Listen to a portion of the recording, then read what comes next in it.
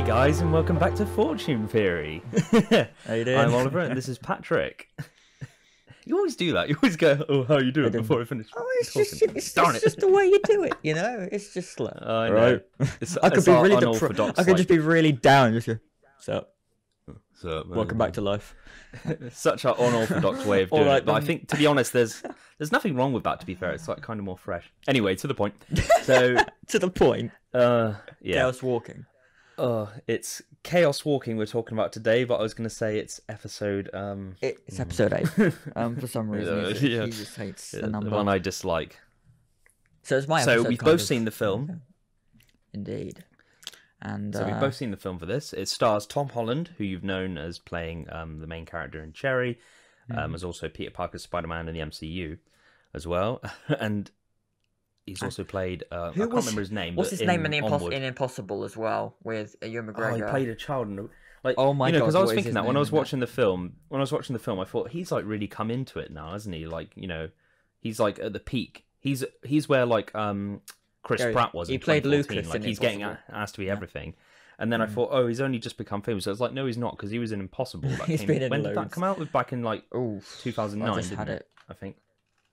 It came Impossible. out in 2012. Yeah. 2012. Oh, okay. Played Lucas. Yeah, because he looked fairly Yeah. younger there. Yeah, he was young. And then yeah. if you count, even though it's not him, the little boy in Iron Man 2, it wasn't obviously Tom Holland, but character's meant to be the same. And you've got Daisy Ridley, who is probably best known for playing Rey in the new Star Wars trilogy, from 7 to 9. Sort of And claim you've to also, fame. and she's playing Viola in this. Sorry, Tom Holland's playing Todd Hewitt. As you'll know throughout the film. Common I'm phrase. Todd Hewitt, As I'm you'll Todd all Hewitt, know I'm throughout Todd the Hewitt, film. I'm Todd Hewitt, If I'm you've Todd seen Hewitt. it. I'm Todd Hewitt, I'm Todd Hewitt, I'm Todd Hewitt. But Then you've got Mads Mikkelsen, who is he's been in the mayor tons. Yeah. of Prentice Town as well. Most notably for me, anyway, I was introduced to Mads Mikkelsen in Casino Royale as Le Chiffre. But he's been in, what is the series? Is it Hannibal? Is that the actual name of the series? I think it's Hannibal. Something like that, yeah. I think. And what else? He's been in a lot more that I can't think of right now. He was Kai Sealis and Doctor Strange for the Marvel fans. Of course, yeah, for them all. Of course. Yeah. He was going to be a villain in the Kung Fu Panda series, but that got dropped, and he got replaced with J.K. Simmons. Of course. As well.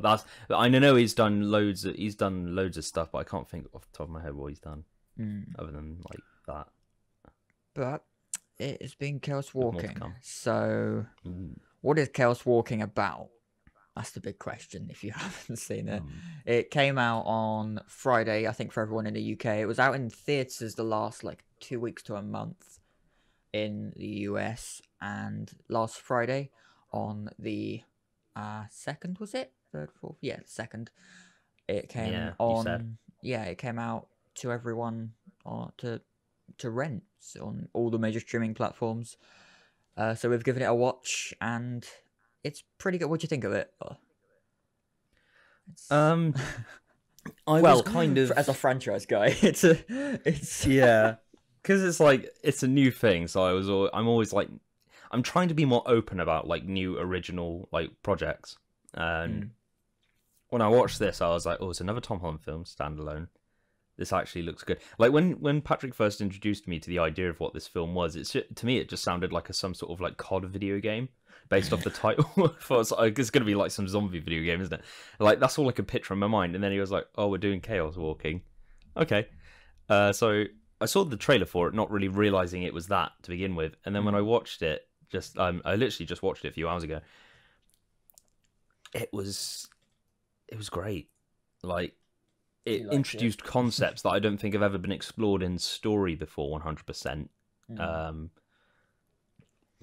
Characters, when Daisy Ridley's Viola and their team were crashing down on the planet, I thought to myself, I've never seen a film before where we get introduced to a new version of Earth, and people are traveling to that planet and arriving, and they're completely on a different scale. I'd love to see that. And then I realized that that's exactly what they're doing. That's exactly what they're doing. So it was one of those sort of slap yourself in the face kind of moments, because it was you don't realize this, but this is actually what they're doing. You're thinking of it now, it's originality. Hmm. Like that's what they're doing. That was quite interesting to me to see that. Hmm. But well, I'm about to go into the details of it. So I have it up, but I remembered anyway. Yeah. So the actual story is an adaptation from I don't know just off the top of my head. I had to find. I figured this out on I thought it before the might first have been, trailer. but It's I hadn't really adapted. done much back research into it Um, without like seeing the film, so I didn't really know. So I knew you'd know because it's Yeah. more your sort of thing, isn't it? Yeah, I don't know the specific details. This is how I came across it when I watched the teaser trailer for it. Lionsgate released when it was like first being announced. The Knife of Never Letting Go is a book by Patrick Ness. Never read it. I don't do books as nearly as much as films at all, and well, pretty much ever.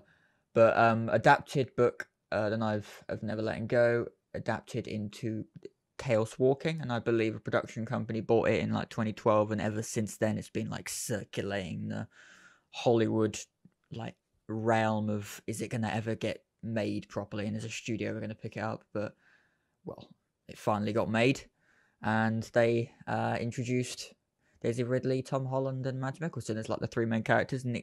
Was it Nick Jonas as the mayor's son, Mads Mikkelsen's character's son? Yeah, As well. I recognise him. What else has he been in as well? He's been in a few Tons. things. Let me look up. He played the such arrogant See You Next Tuesday character. Like, yeah, he basically Yeah, just did like, that, played that guy. completely. He was always in Jumanji, of course. He was the new Jumanji. Welcome to the Oh Jungle. yeah. He Uh, played the person that was already in there. Jumanji camp. Didn't Oh, he? Midway as well. Okay. Not the Museum. Wait, which one was that? The 2009. Not the Museum. Battle of Smithsonian. He was Smithsonian. He was in I'm that. surprised I didn't know He's that's been my in a favourite out lot. of the three. That is. But yeah, so it was it's been adapted, and it's a pretty good adaptation. Here's the only criticism I kind of have, and it is almost immediately disputed because of the fact that it's been adapted from a book, is the first time we sort of see the detail of how they're giving the exposition as to the noise that is all of the men's voices on display, all of the men's thoughts on display, sorry. There's a lot of moments where if it was reality, there's obviously a lot of moments of silence and just obviously specifically directed scenes and like bits of dialogue that are the thoughts that would be said, that it's just a moment of silence, obviously it's a moment for just physical expression from a character. And I know you obviously can't have literally every single moment, otherwise it would probably get a bit annoying, and it's obviously the director's choice and style to not have literally every second of like a character's Person's scene. footage being like their thoughts. Because Yeah. it's obviously very That was something I was going orchestrated. to ask actually, because I didn't like it. Really confused me throughout the representation. Like I didn't know if it was like the sort of like blue purple like kind of like fudge that was coming out of their like head when they were, shall we say, when they were having like when they were having like thoughts. I couldn't think of a word.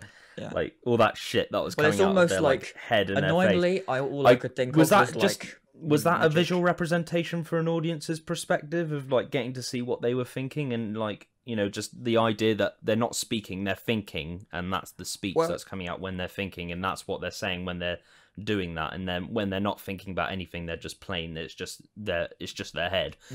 Or whether much. or not Or- it was like the author's idea or not. there was a moment at the end where Tom Holland's being chased by Mads Mikkelsen, Hmm. and he's hiding under like this like sort of roof tile thing, and you can see like the shit coming The out, noise, whatever yeah. it is, The coming noise. out, the noise, yeah, the noise like amplifying like visual coming out, and it looks like he's looking at it. And I know there's like some scenes, like, because sadly, like, spoilers, there's a scene where a certain character dies, and you see his like visual representation in front of Daisy Ridley's character Viola of looking at that character in his thoughts, and you can tell that she's looking as well.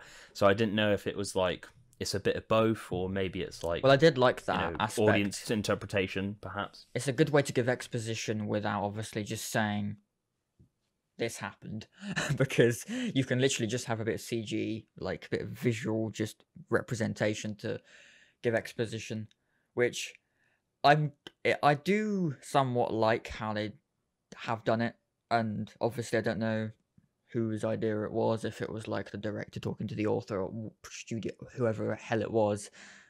I do like how the idea of the noise came into this, like it was invented for the film, because like God knows how obviously people imagined it before they actually read the book. But yeah, I like how they invented it for the story visually, and it, yeah, just annoyingly at times it felt like it could have been, like, it didn't feel very realistic. But again, obviously you can't have every single moment be like, if noise did exist like that, it it's very just pinpointed thoughts in the film for obvious reasons. You're not I feel gonna like have... it would be like 50% a benefit for humanity to be like that, because Yeah. you'd get to like read people's minds, kind of like, so you know, if you want to date someone and you don't feel like they know you, that's how they find out Dates would about be a you. nightmare, wouldn't it? Dates would be, yeah, like, oh, this guy, she's pretty, she's ugly, she's, Hmm. you know, she scoffs her food, she chokes her lobster, like, you know, what the fuck? Yeah. You know, like, I feel like it would be so convenient for things like that. It would also be convenient for, like, you know, taking down terrorists as well. You know, like, get to understand what their plotting is and stuff, and you're against it. Well, again, like You in know, certain that'd be scenes great. where like you can see the noise literally sort of almost, it's like clouds like evaporating, like slowly dissipate. Like, Yeah, I couldn't. That's probably I a can't better even think of the description than what word. I said.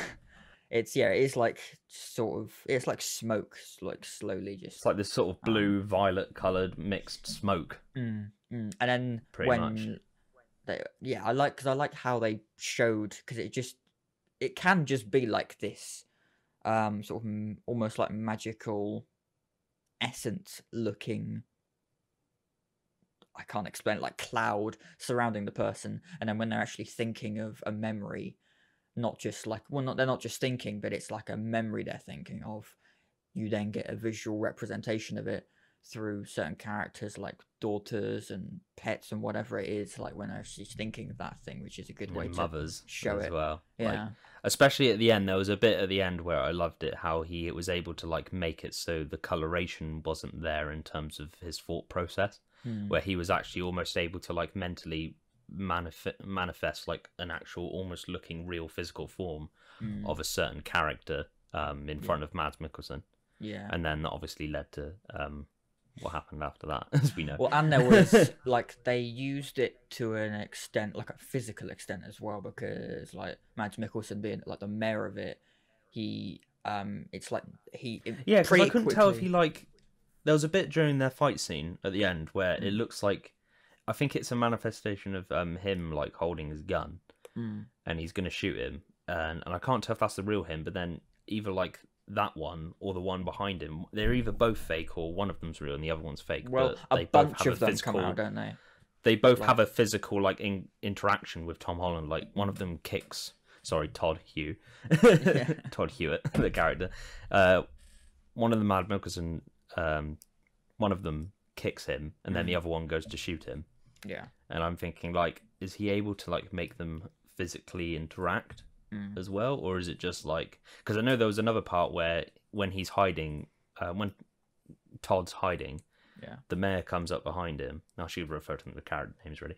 The mayor comes up behind him and knows that he's there because you can see this sort of smog, whatever you want to call it, smog. What the noise? Do you want to refer to it as the noise? the noise. I'll just call it the noise. The noise. He sees the noise, and I believe he sees the noise anyway, and he goes over there pretending to walk past, but it's actually the noise of him Again, that's thinking like... that he's walking past. Tom Holland goes to grab him, and then he like obviously that's the noise version of him, and he uses that to like kind of trick him to lure him out. And I know that part's not physical because he just sort of goes through him like a ghost. That's one of the only parts of like this whole... It's like a hologram almost. Representation of the noise and how they designed it is, I like how like Mads Mikkelsen being like the mayor's character, like the mayor, almost very quickly set up that he has good control of it. Like certain people can control the noise better than others, and again, that's what like Mads Mikkelsen character said to Daisy Ridley's character. I can't remember their character name, so I'm just saying the actor's name. So Daisy Ridley's character is called Viola. Viola, yeah. So like, I loved that scene as well, where like she revealed like her name to him, and then like Todd's like repeatedly saying back to it in his thoughts, and he's like, Viola. It's like, could you shut up? It was just the best moment, I think. But yeah, I love how it's one of the best things. However much I'm going to criticize how often like the thoughts should be brought up compared to how much they aren't, but the actual representation of like the noise and like the mayor explaining how some people have more control over their noise than others, and like the mayor having literally the most control because, not really spoiler, but when they are trying to catch Viola, just to basically question her and find out stuff, his noise, he basically like imagines a basically a fence surrounding her, and it's just immediately like this CG fence surrounds her suddenly, and to her she has no idea, so it's just like she could walk through it, but she doesn't know any difference, so it's just like that traps her. But there's instances like that, and again, like you said, with between Todd and the mayor, like I guess if you have the more control, if you have immense control over your noise, you have this like ability to then just imagine yourself over there, or pretend I'm guessing imagining you're over there, and then you actually, to other people, because they can obviously see your noise, it looks like they're over there, and he saw the mayor's feet, and then boom, but and he's not there.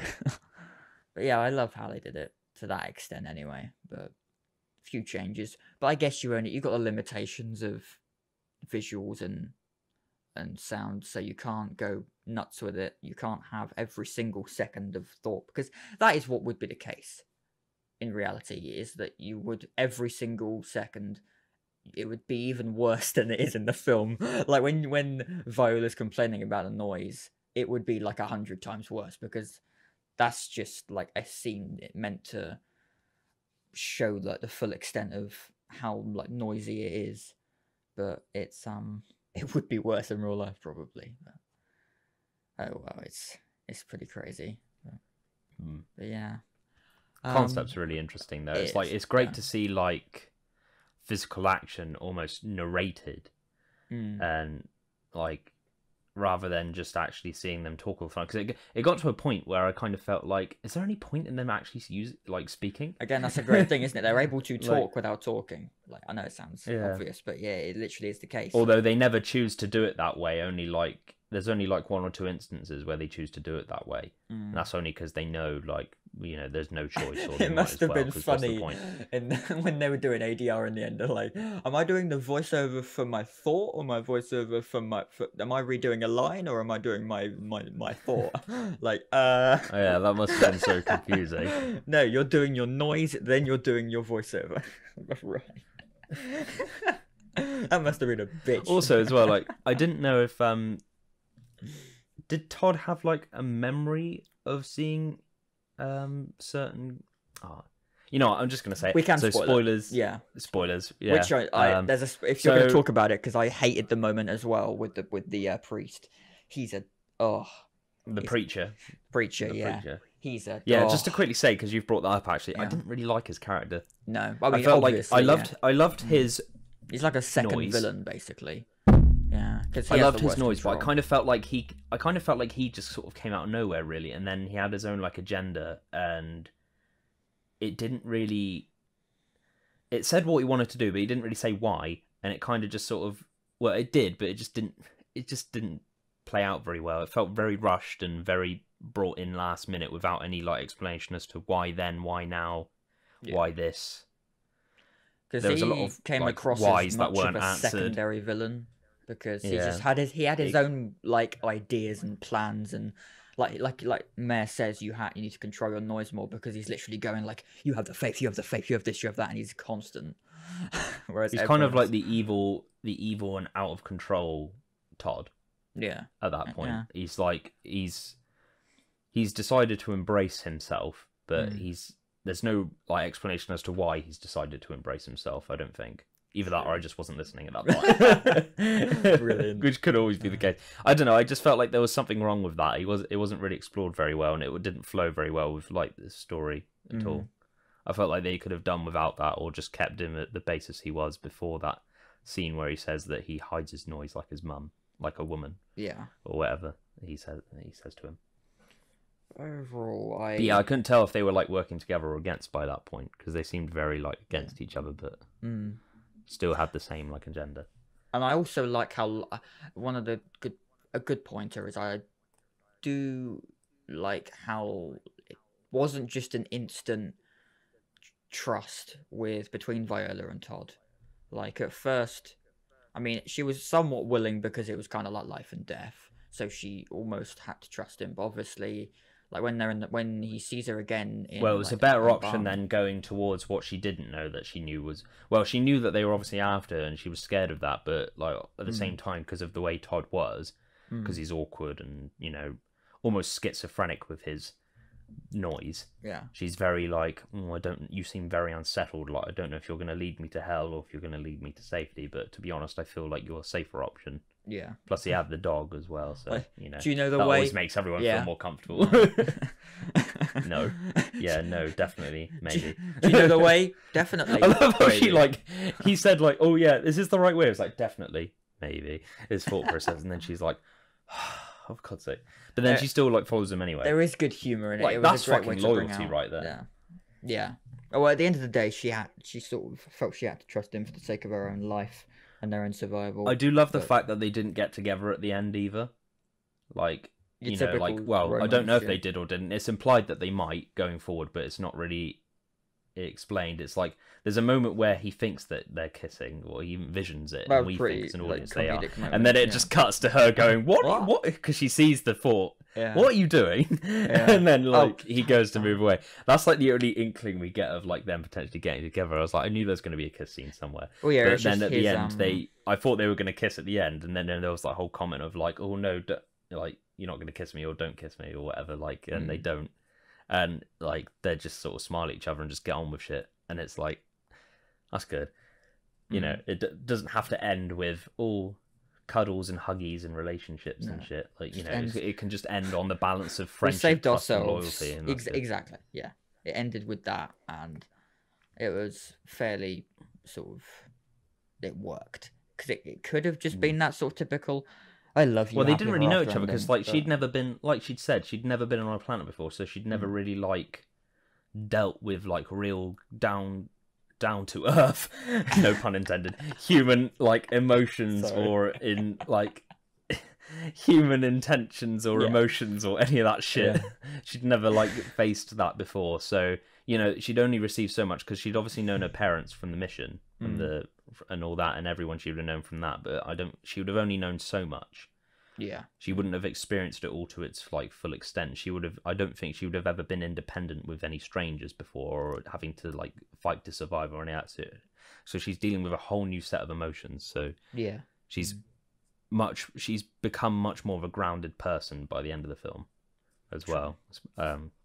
Especially in that last scene as well. They both evolve, by that point, character arcs for both of them are pretty good. Cher's is really good. The way how it came about, and again the trust building was good because it didn't immediately just go right, I must save you, you're gonna die otherwise, because she was hiding away, then she ran off again after the barn and the whole like chase scene, and then finally like you are going to die unless we don't do this together. Fine, do you know the way? Yes, maybe. But yes, let's do it. And that's what's good about the noise. It's got like they're able to make comedic moments out of it, but then there's like genuine moments of like mourning, and it's able to show memories. I like like I've already brought this up, but I'm glad that they didn't go the cliche route, because there was like the scenes where obviously like, oh, I don't want you to go, like I wish you could stay. Well, obviously they have a slight fallout about the fact that she can read his thoughts, and she can like she can hear his thoughts, and he's like thinking he doesn't want him to go away. Like he wishes that they would never come and she'd be stuck here and sort of stuff, but he never like acts on it. He thinks it, but he doesn't act on it. Like the bit where he's like going to reattach their antenna, I thought like, oh, that's when something's gonna happen where he's gonna like prevent her from going back. or some shit or whatever. But no, he like, I love the fact that he knows that, and he clearly like cares about her, and like, so he goes to reconnect the antenna, like, and he even says to himself, I hope this works.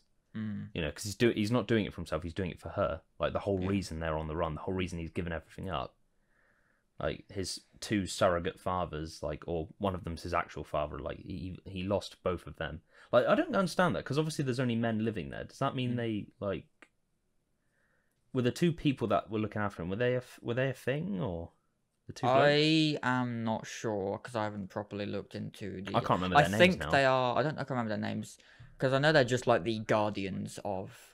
Like, they're the carers and guardians of Todd. They're just two friends that happen to live together and look after him. There might be a couple. One of them was the father, and then the other one's like just a friend or something. Possibly, but we know he had a mother, obviously. Cause... We know he had a mother, so obviously they got together. Yeah. That going back to that point I was about to say earlier before we got sidetracked with Preacher. Like, because he was a baby when she died, and obviously the whole thing with the killing off all the women. Spoiler. Would he have? Yeah, spoiler. Would he have an actual mental memory of that, or is that just like up to his own interpretation? Like, because I was thinking, like, at the end where his like real, almost like manifested proper form without the sort of blue purple like noise. I keep on saying voice. Yeah, is on show. Like, there was like a gunshot wound or like a real bad like injury in his mum's like stomach, and you think to myself, is that actually how she looked, how she dressed, how she was injured when she died? Yeah, is that even the correct way she looks? I think it would have been more impactful if it was actually. It would have been more impactful if it was actually Mad Mickelson's like memory of how she actually looked, and it was correct to Todd Hewitt's memory. Well, it would just be how, because it's just thoughts. It's obviously just how they remember. It's not gonna. It might not be perfect, but for the sake of the story, it's gonna be how it is, because it's just thoughts. So it's just gonna be how that person remembers them, and how they're displaying them is how they remember them, and it's how like every single thought. It's how every single thought is just being displayed, because it's just like the visual representation of their own memory. So it comes across however they remember it. As far as it seems anyway, seemingly that way, but it's not bad. It ain't bad. No, it was okay as far as I'm concerned. It wasn't. I mean, you'd love it, apparently, by the sounds of it, which is good. Well, I really liked it. Yeah, like was because it's an adaptation. It's an adaptation, obviously. Yeah. Like, is there any more to it, or is that the only one?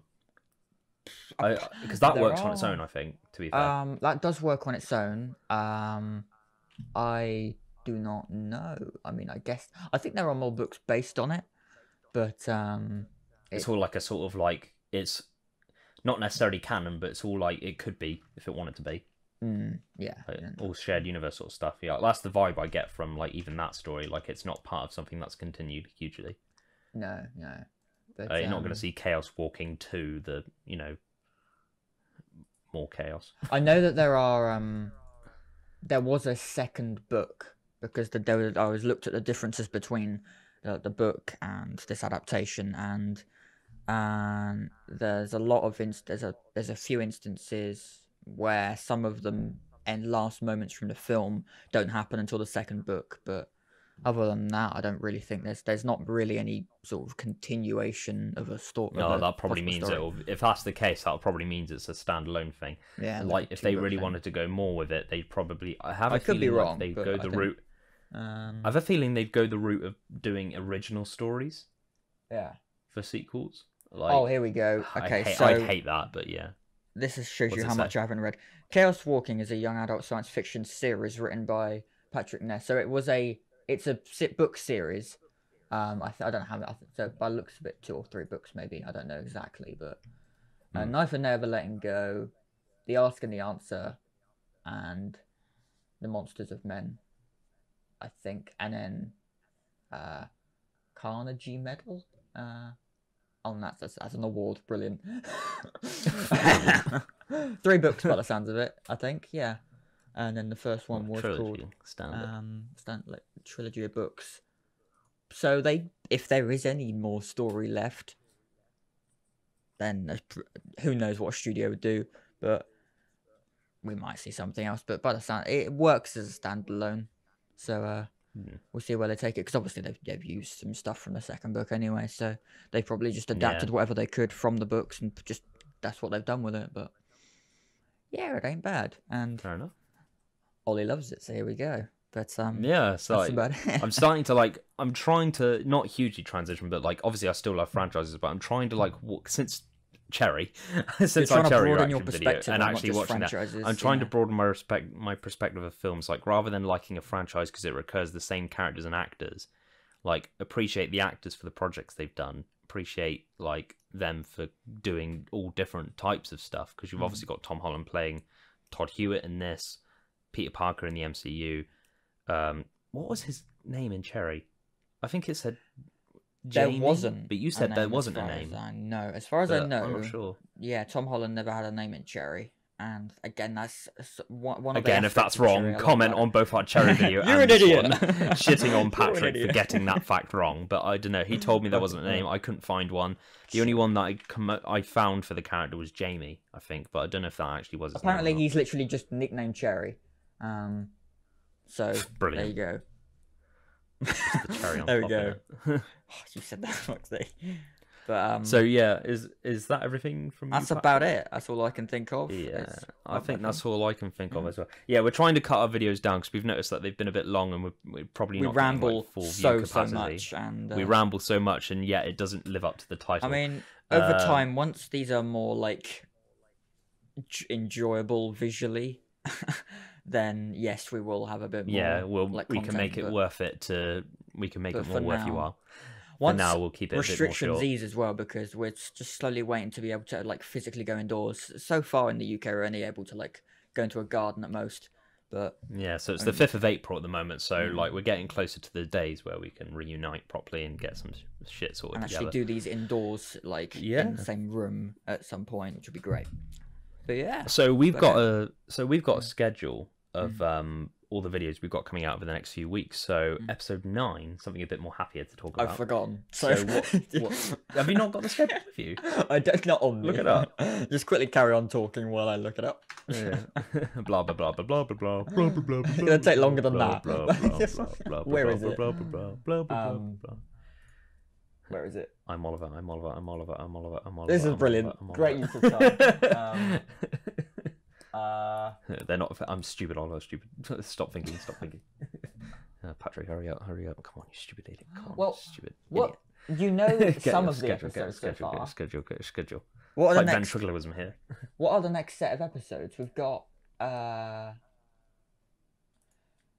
Because obviously, once Falcon and the Winter Soldier is finally done, focus. There we go. We'll be doing. Doing that. So obviously, episode 3 came out on Friday, just gone on the 2nd. So feel free to watch that if you haven't already, on Disney Plus. I believe. In about 3 to 4 weeks' time, we'll be doing a review video on that as well. So I know that's coming for a future episode. When the Loki series comes out as well, what we might do is we might start to do more videos weekly. And what we'll do is we'll do a Loki episode review video each week, rather than just talking about the whole series in general. And in the future, going forward, we might do that, but obviously only for things that require that. So if we're talking about a specific TV show, for instance, we might even do games as well going forward as well. But we'll have to see what Patrick thinks about. Well, bollocks, I can't find all it. of those. Okay, well, you'll find out. You'll find out next week when it's out. So, as of now, I'm Oliver. This is Patrick, and we are Fortune Theory, and we'll see you guys next week. Be sure to check out our Instagram as well, because that'll be when you get updated about stuff as well. And check out our Spotify to listen to this podcast without having to see our awkward faces. Exactly. So, yeah. Brilliant. Thank you, guys. We'll see you later. See ya.